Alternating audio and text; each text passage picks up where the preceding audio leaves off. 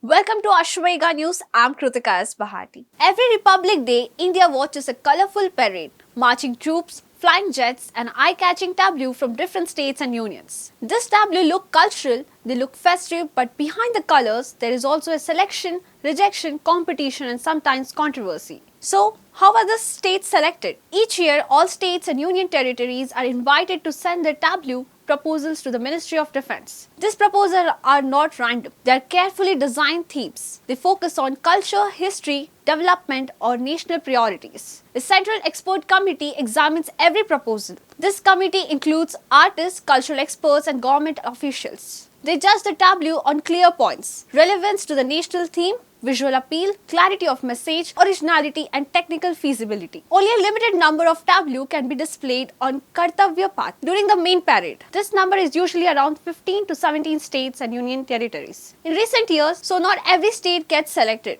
This brings us to the next question. Why are some states rejected? Officials say rejection is technical. Reasons include themes that are too similar to early ones, poor visual design, incomplete proposals, or not meeting committee guidelines. For example, some states' entries are sent instead of Bharat Parv at the Red Fort. A secondary shows where the public can still see them. But critics say rejections are not always neutral. Some states and leaders argue that political reasons play a part. They claim decisions sometimes reflect political preference, not just artistic quality. This turns a cultural parade into a political argument. Next question. How do we choose winners? At the end of the parade, the Defense Ministry announces awards for the best tableau. Expert panels judge them: presentation quality, theme clarity, and audience impact. In recent years, states like Uttar Pradesh have won the top state tableau prize, followed by Tripura and Andhra Pradesh. There is also public choice category, where citizens vote online for their favorite tableau. Now, let's talk about money. How much do states spend on tableau? The cost of designing, building, and moving a tableau is usually borne by the participating state or central department. This cost can include design teams, materials, props,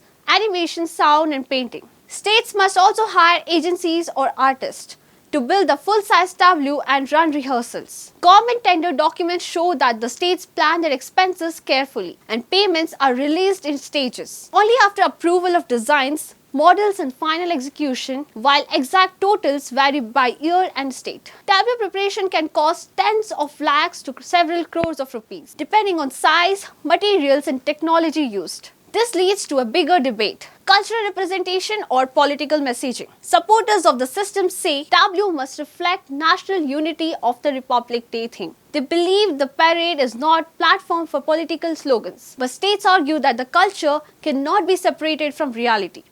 When a tableau highlights a development scheme, a social reform, or a regional identity, it naturally carries a political meaning. So the debate continues. Are tableaux just about art and tradition, or are they silent messages of power and identity? What is clear is this: tableaux are no longer just decoration. They are statements of culture, statements of priorities, statements of development, and sometimes statements of politics. This is Kritika S. Bahari for Ashwega News. Stay informed, stay alert, and look beyond the colors.